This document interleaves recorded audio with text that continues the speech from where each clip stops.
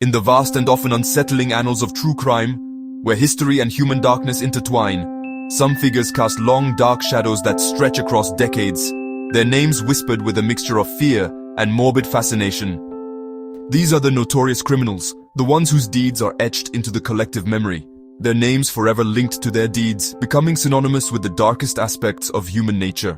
Yet history is not solely composed of grand, sweeping narratives of infamy. It is also filled with quieter, more unsettling tales, stories that lurk in the shadows, often overlooked but no less disturbing. Among these forgotten narratives are stories like that of Jeanne Weber. At the turn of the 20th century in Paris, a city of lights and shadows, of art and intrigue, a series of tragic events unfolded, a dark undercurrent beneath the city's vibrant surface.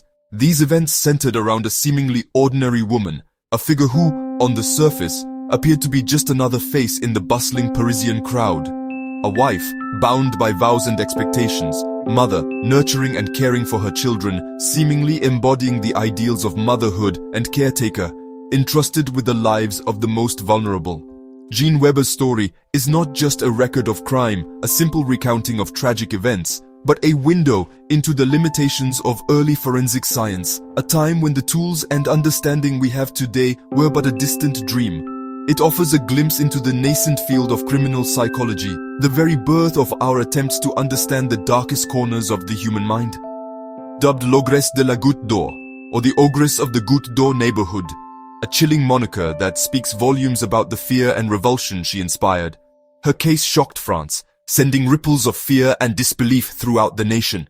It challenged assumptions about trust, forcing people to question the very nature of those closest to them, evidence and how easily it can be misinterpreted or overlooked, and the hidden complexities beneath an unremarkable surface, the darkness that can lurk behind the most ordinary facade. Today, we revisit the chilling case of Jeanne Weber, delving into the details of her life and the accusations that surrounded her, piecing together the facts, sifting through the conflicting accounts and the biases of the time to understand its impact on justice and our understanding of the human mind, and to explore the enduring questions it raises about guilt, innocence, and the nature of evil. Jeanne Weber was born in Brittany in 1874, far from the bustling streets of Paris, where her life would take a dark turn. Like many, she moved to the city for work, settling in the working-class Goutte d'Or district. She married, had children, and became a trusted caretaker for relatives and neighbors. A familiar, reassuring presence. In an era of high infant mortality, her role seemed unremarkable. But beneath this normalcy, a disturbing pattern began to emerge. Children in her care fell ill or died, often with little warning. At first, these tragedies were dismissed as misfortune, but the frequency and similarity of the incidents soon raised questions. The Goutte d'Or, once a place of life and struggle, became the backdrop for a mystery that would grip the nation. The year is 1905. March arrives, bringing with it the promise of spring, but also the chilling onset of a series of inexplicable events. Tragedy began to cast a long, dark shadow over the life of Jeanne Weber and her extended family. Little did they know, their lives were about to be irrevocably altered. It started with the sudden, unexpected deaths of two of her own young children. The grief was unimaginable, a parent's worst nightmare realized. But the horror didn't stop there. Soon, several nieces and nephews also succumbed to a mysterious ailment, their lives cut short in a similar baffling manner. Each death occurred suddenly while the children were under Jeanne's care, adding a layer of unsettling coincidence to the already devastating losses. Doctors, baffled by the swiftness and similarity of the symptoms, initially attributed the deaths to common childhood illnesses that were rampant at the time. However, the sheer number of fatalities within such a short period, and within the same family, was highly unusual, raising eyebrows and sparking hushed whispers.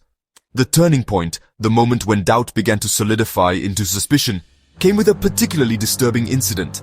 It was the tragic and untimely deaths of her young nieces, Georgette and Suzanne, that truly set alarm bells ringing. Both girls were discovered to have strange, unexplained marks around their necks, subtle yet unsettling signs that hinted at something far more sinister than mere illness. Initially, even these disturbing marks were explained away as accidental injuries or the result of some rare medical condition. But as the body count continued to rise and more children met their end under similar circumstances, the whispers grew louder and suspicion began to take root. Finally, a sister-in-law, witnessing the unfolding tragedy and growing increasingly concerned, decided to take action. Her intervention came, when her own daughter suddenly fell ill while in Jeanne's care, displaying the same alarming symptoms as the other children. Acting quickly and decisively, she managed to rescue the child from Jeanne's care, pulling her back from the brink of death. This act of bravery not only saved a life, but also solidified the family's deepest, darkest fears, confirming their growing suspicions about Jeanne. The pattern, once dismissed as mere coincidence, was now undeniable, a chilling sequence of events that pointed to a disturbing truth. Healthy, vibrant children, full of life and promise, inexplicably became gravely ill, their conditions deteriorating rapidly. And the one constant, the single thread connecting each tragedy, was that these children were only afflicted when left in the care of Jeanne Weber. Finally, after enduring unimaginable grief and grappling with their growing fears, the family made the difficult decision to alert the authorities. This decision was made after yet another child tragically lost their life, pushing the family beyond their breaking point. As a result of their courageous action, Jeanne Weber was arrested, taken into custody to answer for the mounting evidence against her. This arrest set the stage for what would become a highly publicized and emotionally charged legal battle, a trial that would captivate the nation.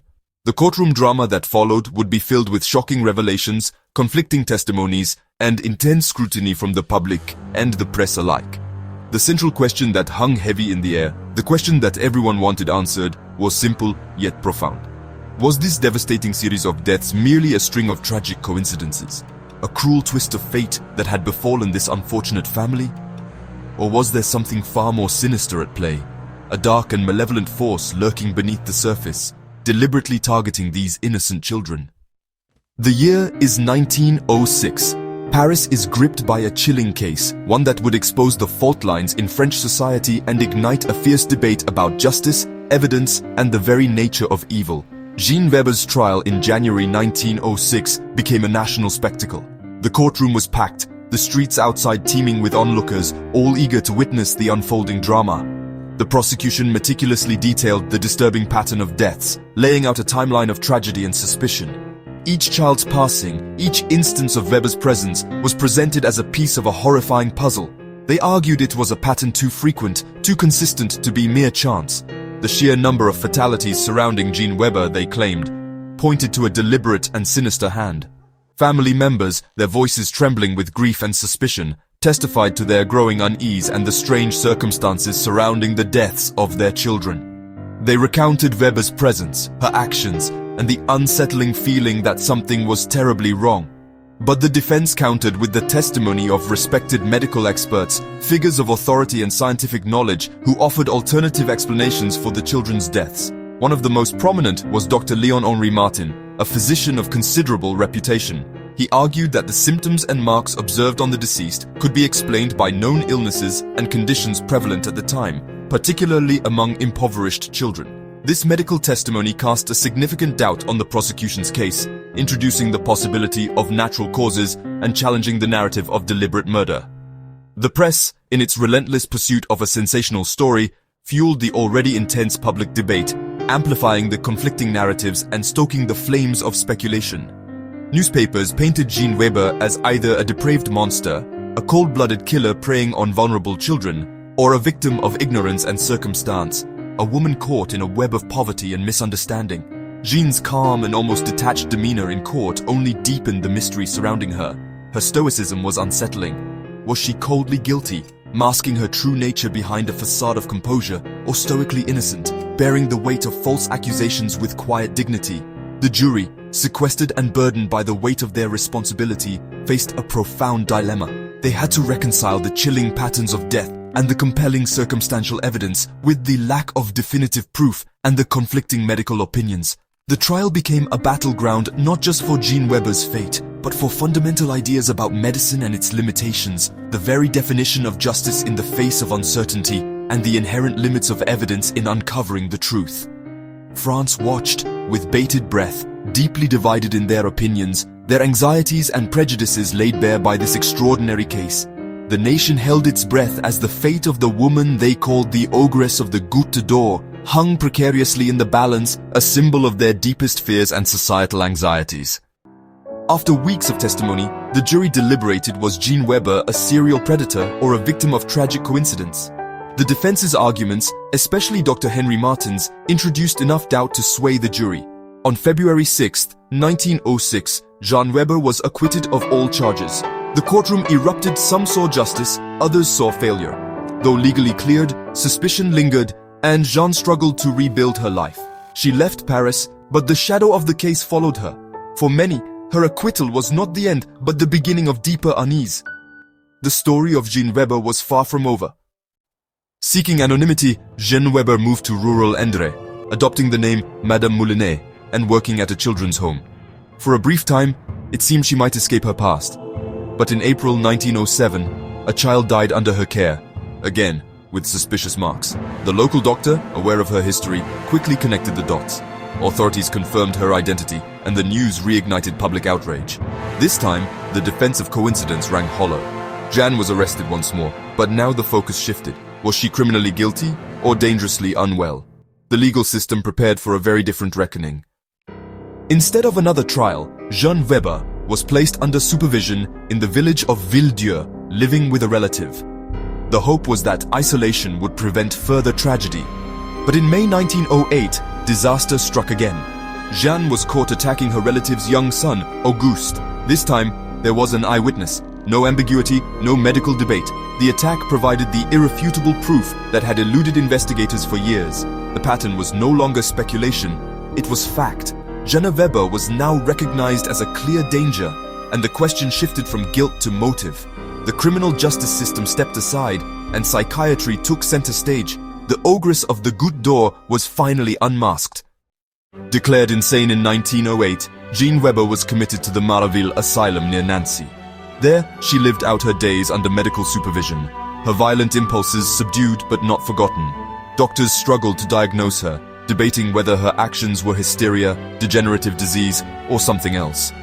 Her case became a touchstone for early criminal psychology, raising questions about compulsion and the nature of female offenders. Jeanne's story forced experts to confront the unsettling reality of caregivers who harm. She died in the asylum in 1918, her life ending quietly after a decade of infamy. The ogress was gone, but the mystery of her mind remained unsolved. Her legacy would haunt the fields of psychiatry and criminology for years to come. Jeanne Weber's case has faded from public memory, but its lessons endure. Her story highlights the importance and limitations of scientific evidence in justice. It forced society to confront the archetype of the female serial killer and challenged assumptions about maternal instinct. The case exposed the fallibility of systems swayed by public opinion and incomplete science. Jeanne's life and trials became early case studies in criminal profiling and forensic psychology. Her story is a cautionary tale about the dangers of sensationalism and the complexity of truth. Stripped of myth, we see a tragic figure and a society struggling to understand her. The ogress of the Goutte remains a haunting chapter in the quest to comprehend the darkest corners of the mind.